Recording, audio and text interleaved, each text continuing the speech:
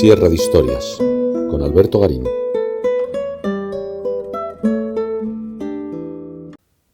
Posiblemente hacia 1485 nació en Bolonia Sebastiano Serlio, un hombre que quiso ser pintor y arquitecto, pero que sobre todo destacó como dibujante de arquitectura, un oficio que terminó de aprender a la sombra de un artista más notable, el sienés Baldassare Piruzzi.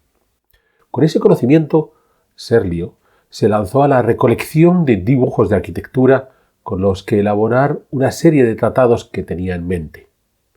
El primero de estos tratados apareció en 1537 y le mostró a Serlio que esa apuesta por el ensayo arquitectónico era la correcta, de modo que a partir de ese momento se lanzaría a publicar otros muchos tratados de los diferentes temas de la arquitectura. La trascendencia de estos libros de Serlio ha sido fundamental, tanto en las décadas contemporáneas al propio Serlio como en la actualidad, pues por lo general, cuando queremos entender el Renacimiento desde un punto de vista formal, Serlio resulta clave. Lo importante es entender que Serlio fue capaz de tomarle el pulso al mercado de su tiempo y ofrecerle aquello que los artesanos menos dotados querían tener para así poderse insertar en el mundo del Renacimiento. Y que esa fórmula sencilla, didáctica, pero nada atrevida, es la que en muchos casos se ha trasladado a los manuales de historia del arte.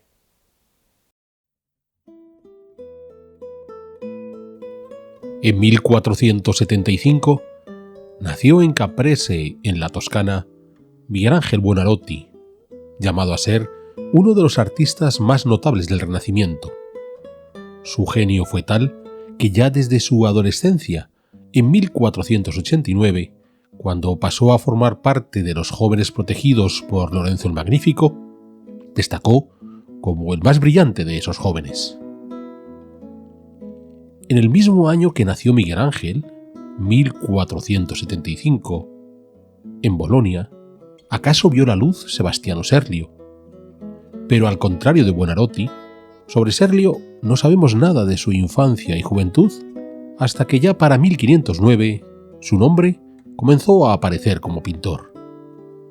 Posiblemente esa falta de datos pueda deberse a que Serlio no nació en 1475, sino años después, hacia 1485, siempre en Bolonia, en el seno de una familia de curtidores de cuero, oficio que Serlio pudo aprender y pudo servirle para que años después se volviera muy ducho en el grabado. Las técnicas de decoración del cuero no se alejan mucho de las del grabado.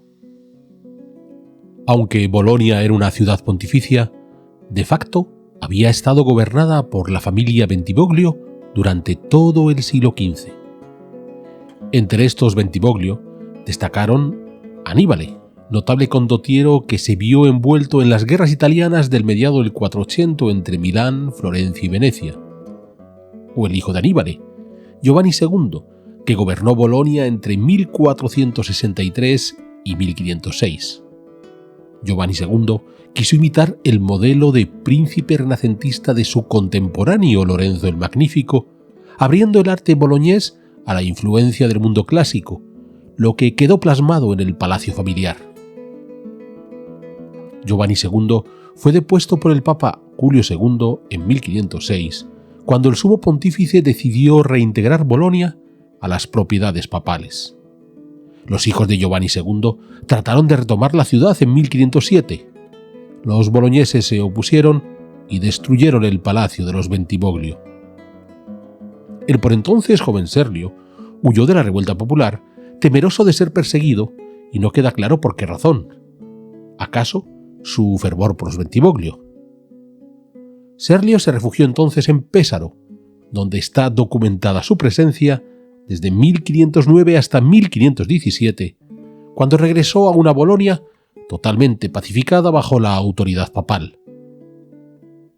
En Pesaro pudo conocer a una serie de artistas que trabajaban al servicio del duque de Urbino, Francesco María de la Rovere, sobrino del Papa Julio II, y que se había convertido en señor de Pesaro en 1513. Entre estos artistas destacaban Girolamo Marchesi, nacido en 1480, y sobre todo Girolamo Genga, nacido en 1476, que en esos años montó una serie de decorados teatrales y de arquitecturas efímeras para el duque de Urbino, y con quienes Serlio pudo afinar su trabajo como pintor perspectivista. Este gusto de Genga por las grandes perspectivas quedaría plasmado en un trabajo posterior, de 1528, en la Villa Imperial de Pesaro. A su regreso a Bolonia, Serlio pudo seguir trabajando como pintor hasta que en 1522 ya aparece documentado como dibujante de arquitectura. Fue entonces cuando Serlio conoció a Baldassare Peruzzi, arquitecto y pintor sienés, nacido en 1481 y a quien el propio Serlio calificó como su preceptor. Peruzzi, aunque formado en Siena, ya había trabajado en Roma para su mecenas, el también sienés Agostino Chigi, uno de los banqueros y mercaderes más importantes de finales del siglo XV y comienzos del XVI, a quien los sultanes turcos conocían como el gran comerciante de la cristiandad. Gracias al monopolio de la venta de la lumbre, utilizado sobre todo por los tintoreros del Renacimiento para fijar los colores, Agostino pudo permitirse establecer la banca Chigi en Roma y financiar a los papas. Fue entonces cuando quiso tener una villa de recreo a las afueras de la ciudad eterna que le encargó a Peruzzi, la Villa Chigi. Construida entre 1506 y 1512, la villa fue adquirida en 1580 por el cardenal Farnesio, que le dio el nombre con el que se conoce actualmente de Villa Farnesina. En la Farnesina, Peruzzi demostró su capacidad para adquirir todas las novedades arquitectónicas que Bramante había puesto en marcha en el Vaticano en los años previos. Hicimos una sierra de historias al respecto. Agostino Chigi consiguió además que su villa fuera decorada por Rafael y sus discípulos, que en aquellos años estaban trabajando en las estancias vaticanas de Julio II. Tras la muerte de Rafael en 1520, Peruzzi entró a trabajar en las obras del Vaticano junto a Antonio da Sangaro el Joven, aunque poco después, en 1522, se trasladó a Bolonia, recordemos, ciudad bajo la autoridad del Papa, donde realizó varios proyectos para las iglesias de San Petronio, San Miguel in Bosco y Santo Domingo. Fue entonces cuando Serlio se convirtió en el asistente de Peruzzi en sus dibujos de arquitectura, concluyendo con el maestro la adquisición de su dominio no sólo de la pintura perspectivista o arquitectónica, sino también la de construcciones imaginadas, como la que elaboró el propio Peruzzi en el dibujo de la Adoración de los Magos que hizo en esos años en Bolonia. Peruzzi regresó a Roma en 1523 y poco después fue Serlio quien viajó a la Ciudad Eterna, donde debió permanecer poco más de un año, pues en abril de 1525 Serlio estaba de regreso en Bolonia. En principio, Serlio no volvió nunca más a Roma, pero esa estancia fue suficiente para que entrase en contacto tanto con las ruinas imperiales como con las novedades arquitectónicas del Renacimiento, empapándose de tal manera que le sirvió para la producción de sus tratados años después. Con todo, aquí entramos en uno de los debates historiográficos más peliculeros en torno a Serlio. ¿Un solo año le bastó para recapitular tanta información? Es cierto que, gracias a Peruzzi, Serlio tuvo acceso a los archivos de arquitectura del Vaticano, dependientes en gran medida del también arquitecto Jacopo Meneghino, quien le pudo mostrar los proyectos irrealizados de Bramante o Rafael e incluso los suyos propios. Pero también sabemos que Peruzzi estaba reuniendo una gran cantidad de dibujos, además de realizar él mismo nuevos diseños, quizás con la idea de publicarlos en el futuro. ¿Aprovechó Serlio esta recopilación de su maestro? Se le ha llegado a acusar incluso de plagio a Serlio. ¿Pudo ir más lejos e incluso sustraerle algún dibujo a Peruzzi? Llama la atención que desde que Serlio regresó a Bolonia en 1525 hasta que Peruzzi murió en 1536, no parece que volvieran a tener relación entre ellos, a pesar de la admiración que Serlio profesaba por Peruzzi. Es cierto que por medio sucedió el saqueo de Roma de 1527. Peruzzi fue capturado por las tropas españolas y hubo de pagar un fuerte rescate para ser liberado y poder huir a Siena. Todo indica que en esa precipitada salida, Peruzzi perdió casi todo el trabajo gráfico que había estado reuniendo. De modo que, si Serlio le copió algo, no podríamos saberlo, pues los supuestos originales se perdieron. Peruzzi regresó a Roma cuando la situación se calmó a partir de 1530. Recordemos que Serlio nunca volvió a la ciudad eterna.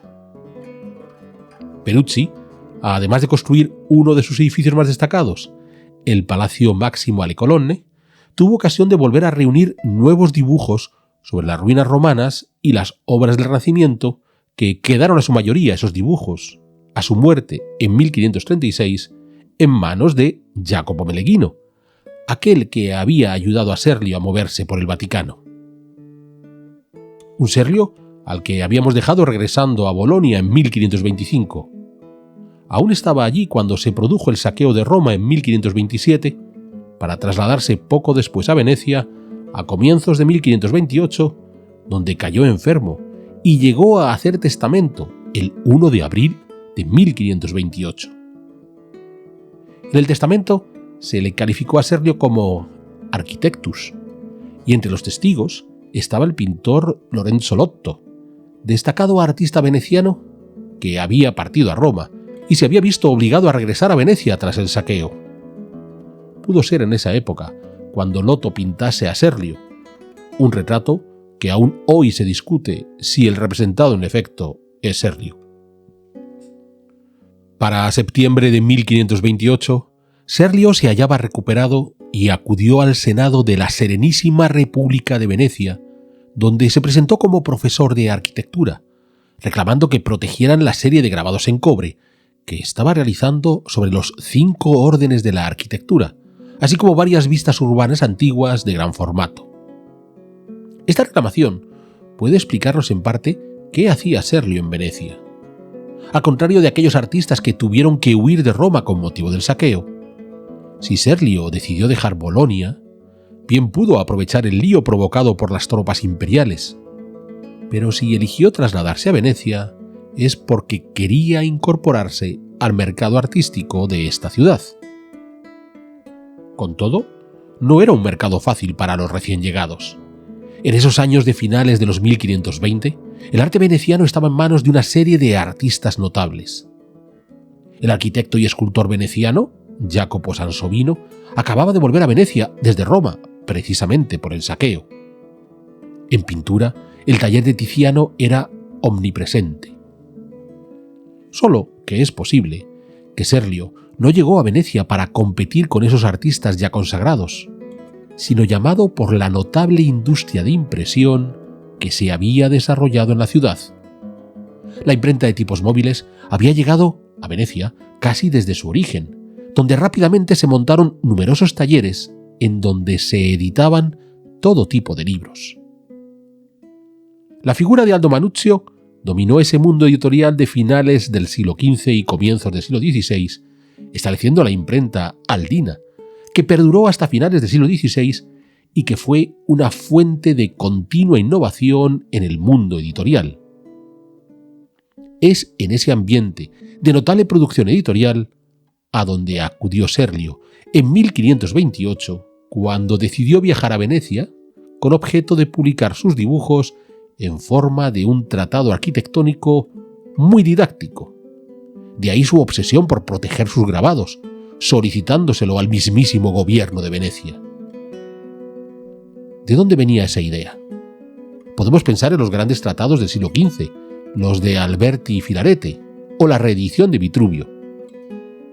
Pero posiblemente fuera algo mucho más cercano en el tiempo lo que influyó en Serlio: el tratado de Diego de Sagredo, Las medidas del romano, publicado en 1526 en Toledo por este arquitecto eclesiástico, Sagredo, que hizo un ensayo muy sencillo explicando las proporciones clásicas para los arquitectos, pero sobre todo para los artesanos de su tiempo, y todo con una gran profusión de dibujos. Hicimos una sierra de historias al respecto. El libro de Sagredo se volvió muy popular y en pocos años ya estaba traducido por doquier. Es posible que Serlio tuviera ocasión de ver una de las primeras ediciones aún en español, algo que no ha de sorprender dado el trasiego de las tropas españolas por Italia en 1526 y 1527, dentro de las guerras de la Liga de Cognac que enfrentaron a Carlos V con el Papa Clemente VII y que provocó el saqueo de Roma ya mencionado. Con lo que un Serlio, radicado en Bolonia, con una destacada colección de dibujos arquitectónicos, suyos y lo que pudo obtener de Peruzzi, pudo conseguir un ejemplar de las medidas del romano de Sagredo, y eso fue lo que le terminó de motivar para hacer un tratado en la línea del de Sagredo, pero mucho más ambicioso. Si Serlio podía albergar alguna duda sobre su aventura editorial, a su llegada a Venecia trabó amistad con Pietro Aretino, quizás la pluma más afilada en Italia en ese momento, notable poeta que sabía moverse en las aguas más turbias, del amor a la lujuria, de la alabanza a la sátira. Aretino apoyó las ambiciones de Serlio por publicar sus dibujos e incluso el poeta llegó a prologar el primer libro de Serlio, que vio la luz en 1537. Es cierto que en esos años, además de preparar la edición de sus tratados, Serlio logró que su opinión en cuestiones de arquitectura fuera tenida en cuenta en la ciudad. En algún caso, realizando proyectos propios, como un altar para la iglesia de Nuestra Señora de la Galliera de Bolonia en 1534. Aunque lo más habitual fue valorando proyectos de otros artistas, como cuando firmó, también en 1534, un memorial junto a Tiziano y Fortunio Spira, evaluando el diseño que Sansovino había hecho para la iglesia veneciana de San Francesco de la Viña. Solo que estos trabajos no parecían suficientes para sufragar los gastos de Serlio y su familia, por lo que se empecinó en buscar un protector que le garantizase sus ingresos. Así, pretendió el mecenazgo de Francesco Maria della Rovere, a quien ya había conocido Serlio en sus años en Pesaro. Della Rovere, además del señorío de Pesaro, era uno de los principales capitanes de los ejércitos venecianos. Aunque Della Rovere sí llegó a recibir a Serlio, no le dio su protección, por lo que Serlio tanteó entonces a Hércules II de Este, duque de Ferrara. Nacido en 1508, Hércules II era hijo de Alfonso de Este y Lucrecia Borgia, la hija del Papa Alejandro VI. En 1527, Hércules II se había casado con Renata de Francia, cuñada del rey francés, Francisco I. Cuando Hércules se convirtió en duque de Ferrara, a la muerte de su padre en 1534, inicialmente marginó a los cortesanos franceses de su esposa, apostando por los españoles, que dominaban en ese momento Italia. Con el tiempo, Hércules II volvió a acercarse a los monarcas franceses. Cuando en 1537 Serlio publicó su primer libro de arquitectura, se lo dedicó a Hércules II de Ferrara. Pero Serlio tampoco logró que el duque de Ferrara se convirtiera en su mecenas, aunque lo que sí consiguió es que, solo 2 años después, Serlio recibió una carta del rey de Francia, Francisco I, a través del embajador francés en Venecia, Georges d'Armagnac, invitando al arquitecto a acudir a la corte gala. En principio, Francisco I pudo fijarse en Serlio por la trascendencia que tuvo ese primer libro de 1537, pero también por el empeño del secretario de Armagnac, Guillaume Filandrier, un apasionado de la arquitectura clásica que se declaró discípulo de Serlio. Con todo, no hemos de descartar la intervención de Renata de Francia, duquesa de Ferrara, quien, viendo cómo su esposo no apoyaba a Serlio, pudo recomendarle a su cuñado Francisco I. Ese primer libro de 1537 apareció en la imprenta de Francesco Marcolini, con una introducción en la que Serlio explicó que aquella era una obra ambiciosa, que habría de tener hasta 9 volúmenes, y ese que aparecía en realidad era el 4º volumen, según el plan que tenía en su cabeza. ¿Por qué empezó entonces por el libro número 4 y no por el número 1? Porque Serlio quiso hacer una versión ampliada y enriquecida de las medidas del romano de Sagredo, centrándose en la explicación de las proporciones clásicas, que es de lo que hablaba en el volumen 4. Los volúmenes 1 y 2 versarían sobre matemáticas y los problemas de la representación arquitectónica. El tercero, sobre la arquitectura antigua. Serlio, a la vista del éxito de Sagredo, prefirió apostar sobre seguro. Si el público quería textos sobre proporciones clásicas, eso es lo que les daría. Ya habría tiempo para esos 3 libros primeros, demasiado teóricos o alejados de lo que la moda mandaba. En ese volumen 4, sobre las proporciones clásicas, Serlio dejó establecidos los 5 órdenes que habían de volverse canónicos en los siglos siguientes. Los 3 más habituales, el dórico, el jónico y el corintio, al que añadió el toscano, brevemente citado por Vitruvio, y el compuesto, un orden que Serlio explicó que había visto en la arquitectura romana, quizás en el Coliseo, pero que más parece una interpretación forzada de un corintio más alambicado. Recordemos que un orden es un elemento vertical soportante con un elemento horizontal que es soportado. Hicimos una sierra de historias al respecto. Cuando Serlio estableció esos 5 órdenes clásicos, lo que explicó era que había 5 formas de establecer las proporciones entre las partes del elemento vertical soportante con las partes del elemento horizontal que es soportado. ¿Cómo establecer la proporción de cada una de esas formas? En principio, por el capitel que remataba la columna. 5 capiteles diferentes, 5 tipos de proporciones. Lo llamativo es que desde ese momento se consideró que un determinado capitel, por ejemplo el corintio, solo podía tener una forma concreta de hacerse. Nada más lejos del mundo de la antigüedad romana, donde si bien el corintio podía ser la suma de unas volutas con unas hojas de acanto encima, en el momento de hacer esos capiteles había grandes diferencias entre los distintos edificios. No había una forma única de hacer un corintio.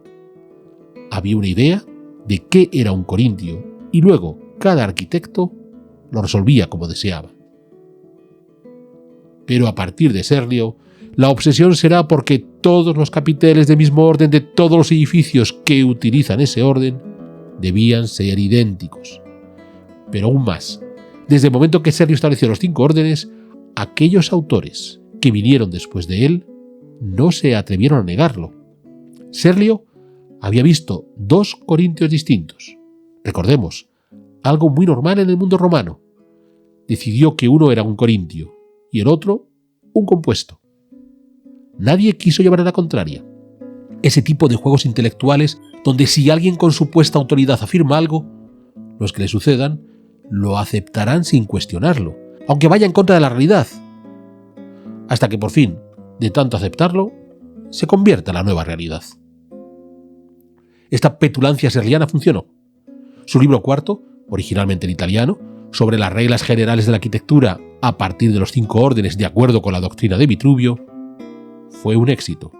Y en muy pocos años fue traducido a varios idiomas: francés, alemán, neerlandés. La primera versión en español apareció en Toledo en 1552, obra del arquitecto Francisco de Villalpando. Si ya había un tratado sobre proporciones clásicas en español, hecho por un español, el de Diego de Sagredo, ¿por qué se trajo el libro de Serlio, convirtiéndose también en un éxito de ventas en los reinos hispanos? Pues porque, recordemos, Serlio habló de 5 órdenes donde Sagredo solo había visto 3. Indudablemente, Serlio parecía superior. Sin embargo, este relativo éxito del libro 4 no fue suficiente para Serlio. Hablamos de relativo éxito porque cuando un libro se vendía mucho, es que había logrado quizás vender unos 1000 ejemplares. Las ganancias para el editor y el escritor eran interesantes, pero no suficientes para una vida desahogada. Además, ya hemos señalado antes cómo Serlio dedicó este 4º libro al duque de Ferrara, Hércules II de este, pero no se ganó el mecenazgo del duque. De modo que el arquitecto tuvo que seguir a la búsqueda de protectores, solo que esta vez decidió aumentar la apuesta. Pues hasta aquí la primera parte de la vida de Serlio, cómo se formó como profesional y cuándo empezó a publicar estos libros de literatura arquitectónica que habrían de darle tanta fama. Nos hemos detenido a finales de los 1530, cuando se da cuenta que no va a contar con mecenas suficientes en Italia para seguir adelante con su función, y va a irse a buscar mecenas más allá de los Alpes. Será el rey de Francia quien terminará por apoyarle. Pero esto lo vamos a ver en un siguiente capítulo.